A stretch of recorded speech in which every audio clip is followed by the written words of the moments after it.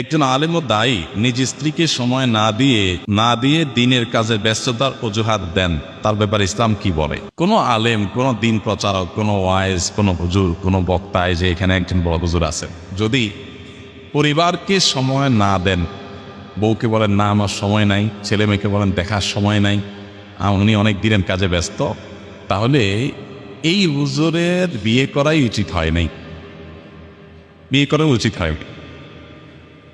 তো বিয়ে করা কেন উচিত হয় না? কারণ বিয়ে করছেন তো তার হক আদায় করতে হবে, বউয়ের হক আছে, ছেলে মেয়ের হক আছে, সেটা আদায় করতে হবে। সেটা আদায় না করে আপনি তথাকথিত দিনের কাজে ব্যস্ত, এটা যদি হয় তাহলে সেক্ষেত্রে আপনি ভুল পথে আছেন। কেউ এরকম থাকে উনি ভুল পথে আছেন। এটা অনেকে আমরা এরকম আছি, শুধু আলেম বা দায়ী না, অনেকে আছি ব্যবসার কাজে ব্যস্ত, আমরা ফ্যামিলিকে সময় দিতে পারি না। এগুলো কোনো অবস্থাতে গ্রহণযোগ্য না। আমাদের প্রিয় নবী সাল্লাল্লাহু আলাইহি সাল্লামের যদি লাইফস্টাইল দেখেন, সুবহানাল্লাহ, একটা নীতিমালা অনুসরণ করে চলতেন। হ্যাঁ, রাত ৩টা পর্যন্ত আপনি ওয়াজ মাহফিল করতে করতে আপনি ক্লান্ত, সকাল বা আপনার ফজরের পরে ঘুমায়া 12টা পর্যন্ত ঘুমাইতেছেন, আবার বলতে বইটা দৌড় দিচ্ছেন আরেক মাহফিলে, না বউ আপনার চেহারা দেখতে পাচ্ছে, যখন আসছেন তখন সব ঘুমায় রয়েছে, আবার উঠে চলে গেছেন। তো এইভাবে আপনি হিন্দুস্তান করে মাসকে মাস কাটাচ্ছেন, এটা ইসলাম না। আপনি নবী সাল্লাল্লাহু আলাইহি ওয়াসাল্লাম দেখেন, ওনার চেয়ে বেশি দাওয়াতের কাজ করেছেন। ওনার দাওয়াতের কাজের সিস্টেম দেখেন, ফ্যামিলিকে রেখে এতেকাফের 10 দিন ছাড়া কখনো নবী সাল্লাল্লাহু আলাইহি ওয়াসাল্লাম থাকতেন না। জিহাদের ময়দানে যেতেন, সেখানেও একজন স্ত্রীকে সাথে নিয়ে যেতেন লটারি করে। তার মানে কি? এমনকি এতেকাফে পর্যন্ত ভেতর থেকে মাথা বের করে দিতেন মসজিদে, আমাদের আসলে তুলে দিতেন। তো নবী সাল্লাল্লাহু আলাইহি ওয়াসাল্লাম পরিবারকে কত সময় দিতেন? আপনি ব্যস্ততার অজুহাত দিয়ে, দাওয়াতের কাজের অজুহাত দিয়ে বউয়ের সাথে গল্প করার সময় নাই, তার সাথে সময় দেওয়ার মতো সুযোগ নাই।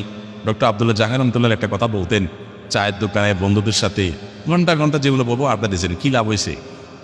আপনি যে বউয়ের সাথে 2টা আইসক্রিম কিনে নিয়ে একটা বউরে দিয়ে নিজে একটা খান, বসে বসে খোঁজ গল্প করেন, তাহলে এবাদতের সওয়াব হবে, আল্লাহ কাছে সওয়াব পাবেন ওই কাজটার জন্য। তা আমরা অনেকে ফ্যামিলিকে সময় দিচ্ছি না, এবং বাসায় গেলে ওই যে মোবাইলের ব্যস্ততা নিয়ে বাসায় নেই। আমি বাসায় ঢুকার আগে আলহামদুলিল্লাহ মোবাইল এরোপ্লেন মুড করে গাড়িতে বসে এরপরে বাসায় ঢুকি, সকাল রাখবেন তার মোবাইল খোলা করে নেয়, এতে অনেক কিছু হয়ে যাবে। কদিন আগে ওই যে ফেসবুক ডাউন হয়ে গেছে না, আমাদের অফিস থেকে একজন আমাদের এক ভাই, কিরে আমাদের পেজে ঢুকতে পারতেছে না, উনি বুঝতে পারে না যে সমস্যা পুরো ফেসবুক অ্যাপের। উনি আমাকে ফোনে পাচ্ছে না, মোবাইল তো আমার এরোপ্লেন মোড। এবার কীভাবে না ওয়াইফকে দিয়ে আমার ওয়াইফকে ফোন করাইছে, করাই বলতেছে মাকে একটু দেন। তাই বললাম আমি তো 8টার পরে আর মোবাইলের কথা বলবো না। বলে না ইমার্জেন্সি। পরে আমি আমার বন্ধ করে বললাম তারপরে নিজের মোবাইল খুলবো না, দেখে মোবাইলে কথা বলি, চেষ্টা করেছি। তো মানুষ যদি হার্ড লাইনে যায় যে আমি কিছু একটা করবো, আই উইল ডু সামথিং, তখন তার দ্বারা সম্ভব। যদি সিরিয়াসনেস হয় আর সারা জীবন ডিলামি করতে থাকবে আর মোবাইলের নেশা, জীবনে কিচ্ছু করতে পারবে না। এই রমজানের সবচেয়ে বড় আপনার বলতে বাধা হলো আপনার এই মোবাইল ফোন। এটাকে যদি আপনি নিয়ন্ত্রণ করতে না পারেন, আপনি কিচ্ছু করতে পারবেন না। আমি এমন যুবক দেখেছি রমজানের আগে সমস্ত অ্যাপ ডিলিট করে দিয়েছে, রমজানের পরে আবার ওপেন করছে। এমনকি দিনের দাওয়াতের নাম দিয়েও শয়তান আপনার এটাতে এঙ্গেজ করবেন।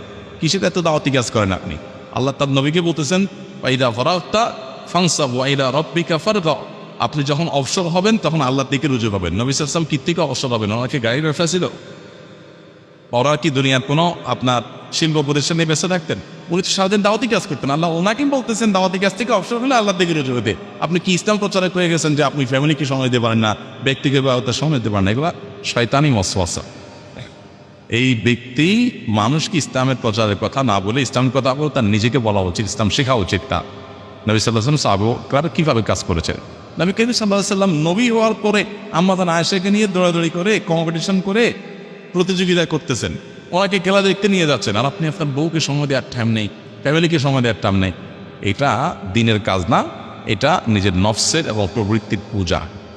এভাবে আমাদের সাবধান থাকতে হয়। অনেক ভাই আছে, আলেম তো আলেম, অনেক সাধারণ সে কিন্তু বাইরে আছে, উনি ফেসবুকে দাওয়াতি কাজ করে। আমার একবার এক ভাই বলছে যে ভাই আমাদের এখানে একজন আছেন, উনি রাত 2টা 3টার মধ্যে ফেসবুকে দাওয়াতি কাজ করেন, ফেসবুকে জেহাদ করেন।